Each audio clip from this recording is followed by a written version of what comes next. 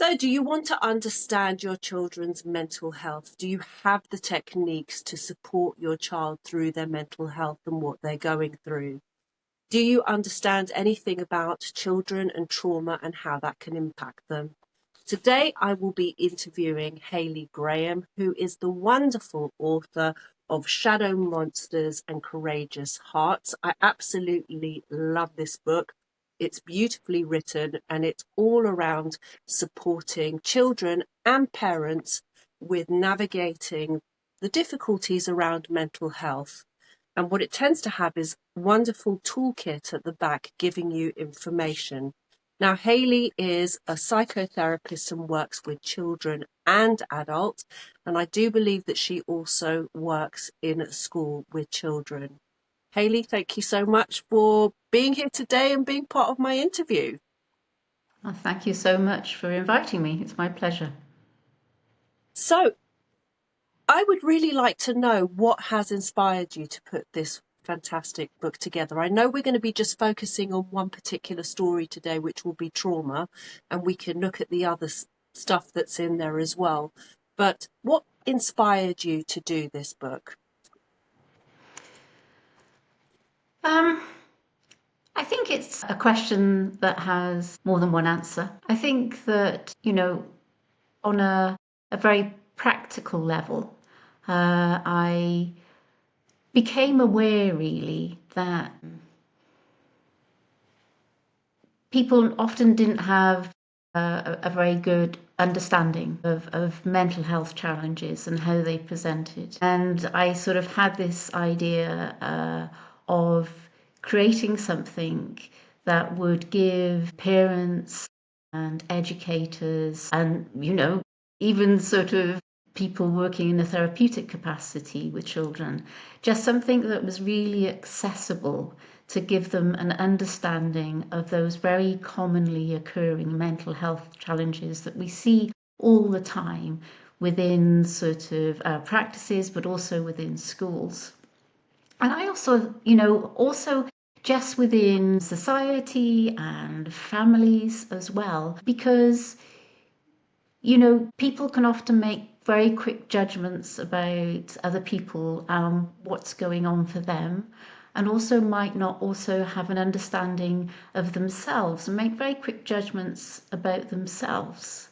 So the overall idea was to create something that was really accessible, that would help explain common mental health challenges by giving simple factual information, but then reinforcing some of the felt sense of that and communicating those ideas through stories. So I think that was sort of part of it. I also think that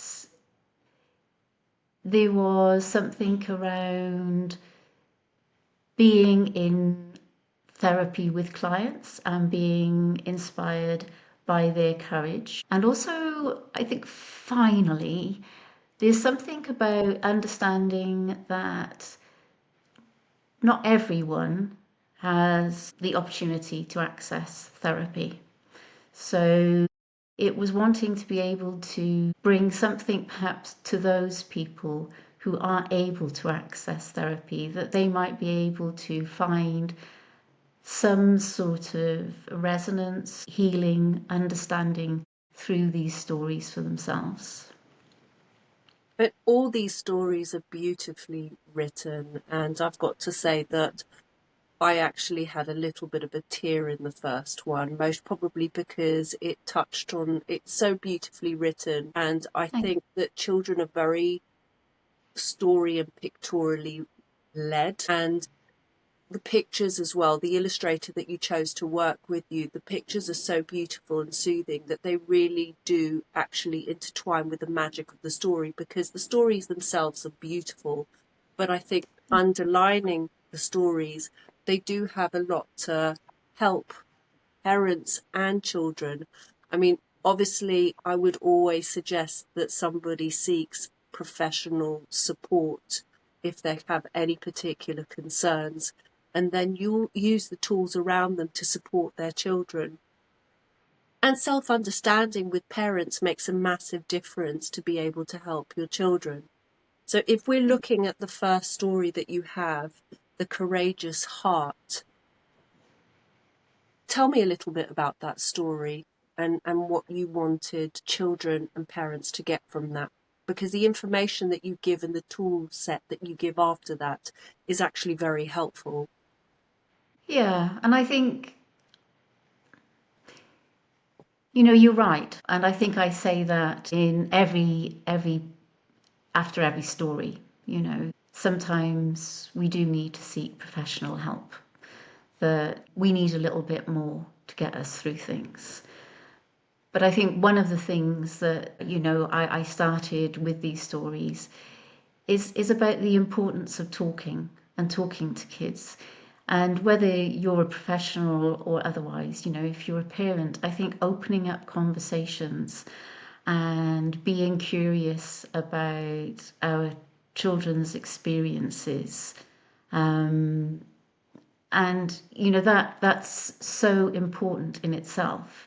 So I wanted to give parents, and I said, any adult really that might be working in any capacity with a child, some sort of ideas, some tools maybe to support conversations with children, to help them talk about what's going on for them. I suppose stories allow us to imagine, and so sort of to think about our own experiences and maybe to come up with our own questions about things. In this particular story, it's all about a fox, and it's the fox that experiences trauma, and it goes through how the fox is actually impacted by their trauma, how people around them don't really understand but are supportive, well, people, animals in this case, and actually what made a difference to help the fox go past the trauma and remember. Do you find, obviously, because you work with children and you work with adults, do children present with trauma exactly the same way as adults, or do they differ? Okay, so yeah. First of all, the story is about a fox who is chased by a pack of hounds and experiences trauma, and the story to her sort of eventual recovery. And I guess the difference between adults and children is perhaps in how they're impacted by traumatic events. So one of the clear differences is because children are not as strong because they're small. I mean, Fox has run and run and run from the hounds and she's exhausted. And, she can't run anymore. She's not going to be able to fight against a pack of hounds. So she finds a place to hide. Essentially, what happens to Fox is she goes into what we call a shutdown state. So her survival brain, completely outside of her awareness, just says, okay, there's nothing more we can do. We're just going to go down into this shutdown state. And that happens to adults and children. I mean, it does Yeah, happen to children and goes on into it does. adulthood for some big trauma. Absolutely, right the way through. And I guess the difference is that because children are smaller and weaker, they're less able to fight back, they're less able to run, they're more likely to go into a shutdown state. And when people go down into that shutdown state, they are more likely then to be affected by that experience, to start to suffer with the after effects of trauma. Yeah. So for children, So it's almost like freezing because they're helpless. They are young and vulnerable, and sometimes they cannot escape a situation. exactly. There's no escape. There's no way of fighting. There's no way of running. So, the survival brain just makes that decision. There's nothing else to do. And obviously, in adults, that does happen. It happens a lot. but also it's less likely to happen. So, you know, children that experience upsetting events or traumatic events, I guess, are more likely to be traumatized because they're less able to act in the face of that. They are more helpless, as you So say. let's be clear for people to understand trauma, because people might think that you have to have like a serious traumatic event. And when I mean serious, like, I don't know, be part of some big event where lots of people die in front of you, or something like that is usually doesn't happen in a city like London, for example, where I live. It isn't. Trauma is very individually based, isn't it? Different people are traumatized by very different things. There's not one set way of trauma, is there? No, not at all. You know, the list is endless of potentially traumatizing experiences. And again, those experiences are going to be more for children because of their sort of lesser capacity to act in a particular situation. But yeah, none of us can make judgments about what is traumatic for somebody else. And you know, there's going to be a degree of how sensitive a child or an adult is to experiences. And you know, we might see that in some sort of forms of neurodivergence, for example, where their sensitivity to experience means that trauma is more likely to result. So absolutely, it can be anything. And as Right. therapists, as you know, we might talk about a big T trauma, and that is often accompanied by a sense of I'm going to die, and this sort of feeling of helplessness. And that's certainly what Fox has experienced in that moment. But any, Fox is terrified. Fox is absolutely terrified. And the thing is because he's forgotten about the original trauma, he's not quite sure why there's fear, why there's a sense of anxiety. So it's lovely how his friends really do support him along the journey. I'm just curious to kind of move along to sort of like techniques, because the reason why I wanted to point out that there's no specific way to be traumatized, because adults might not understand that a child can be traumatized by something that they're not traumatized by, and not really understand that that impacts the child because they're younger, their sense of the world is a lot different, they're smaller, everything's feels a lot scarier. So sometimes what an adult might be afraid of isn't something, you know, it's not the same as a child. A child could be terrified at something that an adult's not frightened of. Now, looking at techniques to help children, because you have a couple of them, I noticed one of them you looked at sort of like breathing techniques, which is something that I do with my own children. Can you just say a little bit of how breathing techniques can help children? well, I mean, I think I give quite a few different suggestions around how to help children. And I think a lot of this is about sort of grounding, and it's helping children to feel safe. So, I mean, really, the antidote to trauma is the feeling of safety. So, we're trying to create a sense of safety or a sense of grounding. So, you know, coming back into the body. But I do think that, you know, breathing exercises, you know, they're great, and, you know, really can help children regulate their emotions and sort of help them relax and calm. One of the things that I feel that is so often forgotten about is just having fun. And because it's so much easier, I think sometimes we get really caught up in this idea of, you know, we need to meditate or we need to do breathing exercises or these sorts of, oh, I can't really think of the word, more sort of prescriptive type things. But actually, you know, just having fun, doing those things with your children that they enjoy, where they laugh, where, you know, you both laugh. I think those sorts of things, you know, kids often are quite good at knowing what they like and what is good fun, whether it's going out and, you know, playing football or, you know, just making sort of mud puddles or whatever it is. You know, it's like they're quite good at having fun, and I think engaging kids in those sorts of activities is sometimes something that we just forget. It doesn't need to be anything complicated.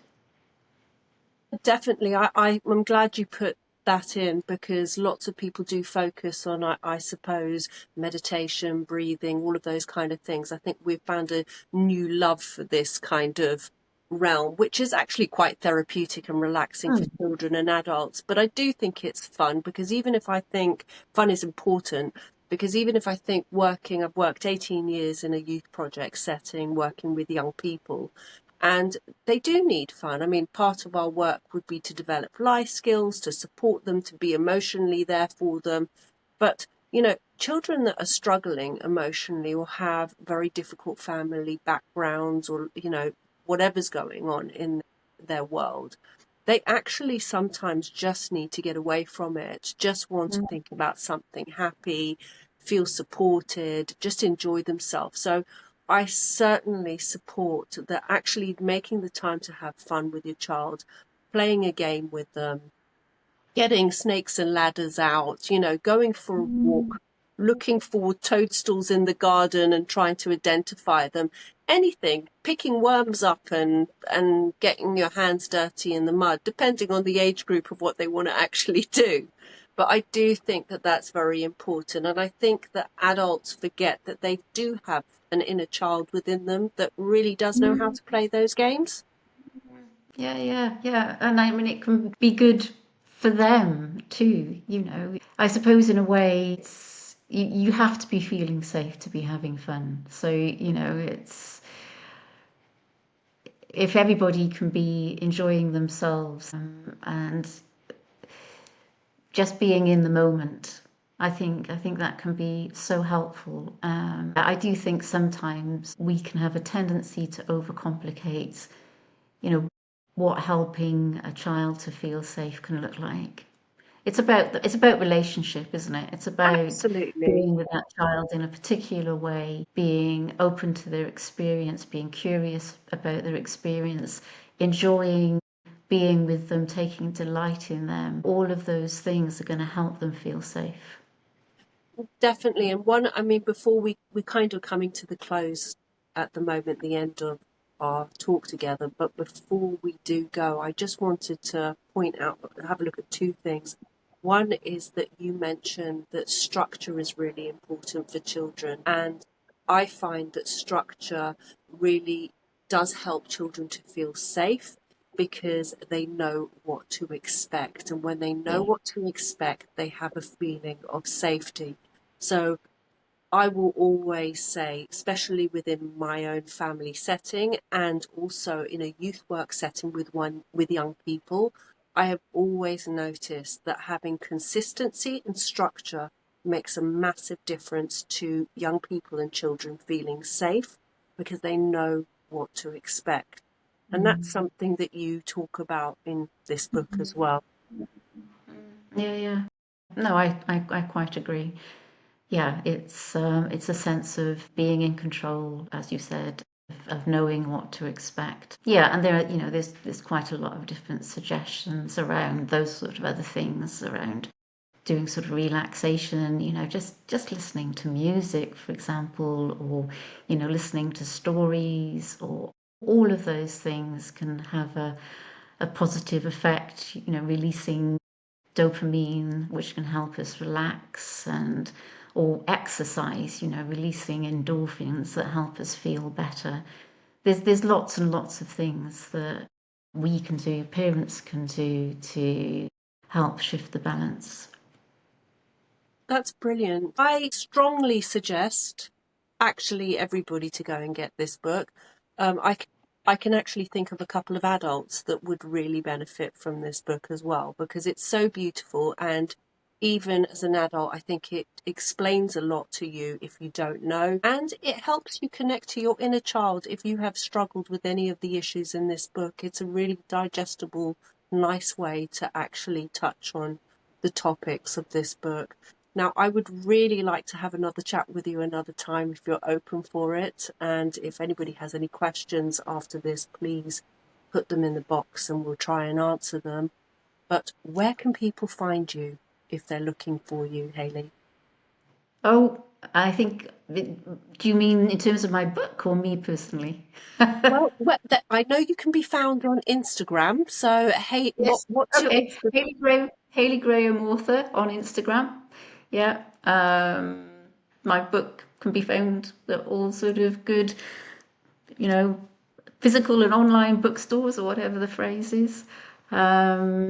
Yeah, and I've got a new website coming, so you should be able to find me at sort of hayleygraham.co.uk, I think it is. Okay, fantastic. Well, I'm going to try and put that information on the feed and a link to where somebody could buy the book as well. And then that way they can find you, find your Instagram, your Facebook page, wherever you may be found, and find a way they can get this absolutely wonderful book, which I completely recommend to everybody. Hayley, thank you so much for your time. I really appreciate it. You're very welcome. Thank you. Thank you.